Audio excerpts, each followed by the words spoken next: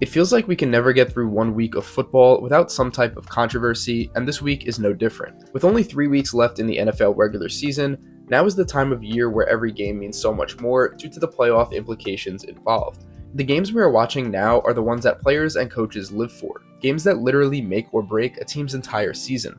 But unfortunately, some of these games in Week 15 were overshadowed by inexcusable officiating that has fans across the league livid. Before I get into it, welcome to the War Room, a channel where I discuss all things sports related. Subscribe to the channel if you're new, and let's get straight to it. Now, I'm going to play devil's advocate for one moment. In the defense of officials in any sport, I imagine making calls on the fly at full speed without any replays or fancy camera angles at your disposal is a very hard thing to do. I don't think anyone is calling it an easy job. However, with that being said, some calls are easy and obvious enough for millions of fans to notice at full speed when watching on TV.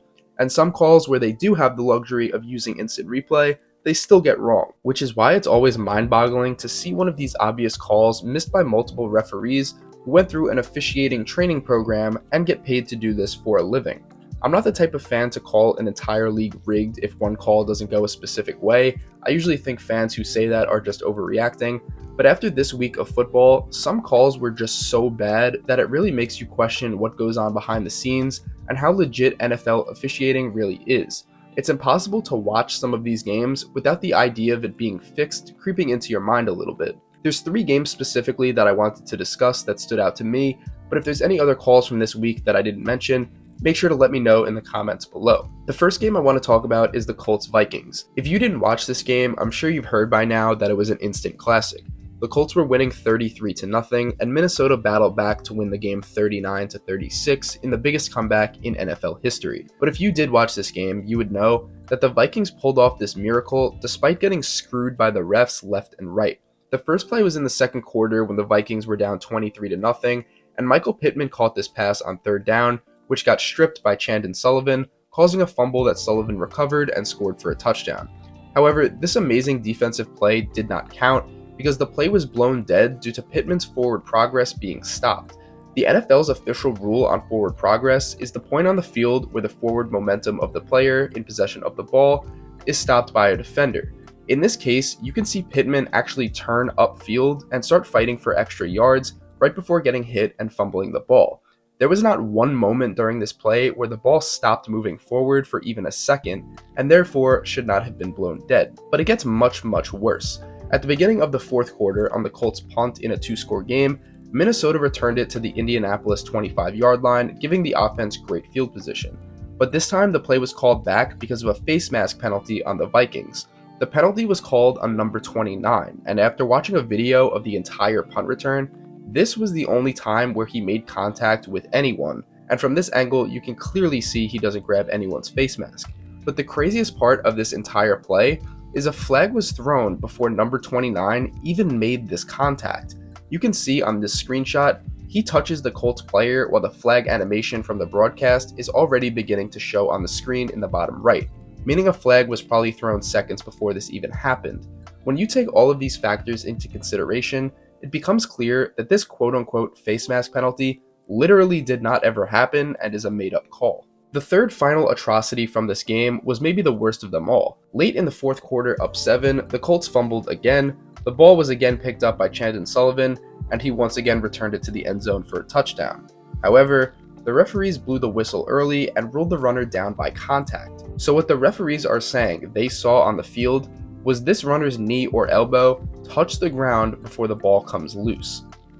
Again, not even close. It's plays like this that made me realize one of 2 things has to be true. Either A, the referee's eyes deceived him and he genuinely saw the player down before the ball came free, or B, he didn't really see what happened but still decided to blow the play dead anyway for no reason whatsoever.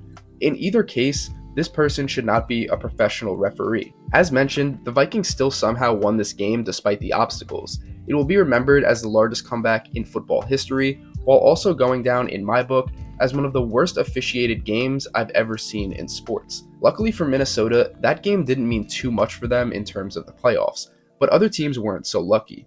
The second game I want to bring up is the Patriots and Raiders. This is a game that was huge for New England, as they were 7-6 in the standings in a close race for the AFC wildcard. With less than a minute left and the Pats up 7, Derek Carr threw a long pass to Keelan Cole that was ruled a touchdown and tied it up. All scoring plays are automatically reviewed, so in this case, there was an unlimited amount of replays at the referee's disposal in order to get this call right. From this angle, you can clearly see that Cole's second foot did not land in bounds, and this should be an incomplete pass. But as several minutes went by and this review was taking much longer than expected, the ref eventually announced that Cole did get both feet in bounds, and this was a game-tying touchdown. The Patriots still had a chance to win the game, but it ended with Jacoby Myers making one of the dumbest plays you'll ever see, giving the Raiders a miracle win. But similar to the Vikings-Colts, the ending of this game shouldn't be overshadowed by the NFL's incapability of getting an obvious call correct that in this case might have cost a team a chance at the playoffs. The third and final game I wanted to discuss is the Commanders and Giants. Both of these teams were 7-5-1 heading into this week's division matchup.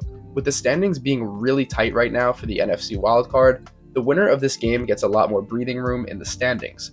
Plus, since both of these teams tied with each other, the winner also gets the tiebreaker in the standings if they finish the season with the same record. This is easily the biggest game of the year for both teams. The Commanders were down 20-12 as Taylor Heinicke was trying to lead the team to a game-tying drive to send it to overtime. With a little over a minute left on 2nd and goal, Heinicke rushed to his right for 9 yards, coming up short at the 1, so now it's 3rd and goal. Washington gives the ball to rookie running back Brian Robinson, and he rushes in for the big touchdown, but not so fast. A flag was thrown on this play because wide receiver Terry McLaurin wasn't lined up on the line of scrimmage, making this an illegal formation for a 5-yard penalty. McLaurin said after the game, quote, "I checked to see if I was good the first time, and he was like, move up a little bit. So when I moved up, I checked to see if I was good, and he said I was good." If McLaurin is telling the truth, then I would love to hear the referee side of the story, because someone has to be lying. Regardless, it's now 3rd and goal once again, but this time at the 6-yard line after the penalty. Heinicke threw an incomplete pass on this down, and it was now 4th and goal, do or die.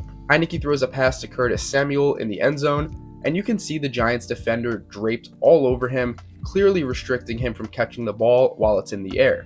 The announcers, the Commanders sideline, and pretty much every single fan I've seen today on social media were dumbfounded that there was no pass interference called on this play, which would have given Washington the ball on the 1-yard line with 4 more chances to punch it in. But instead, the Giants win the game and improve to 8-5-1. Every call or no call I've talked about in this video is something that just can't happen. And the thing is, this is nothing new.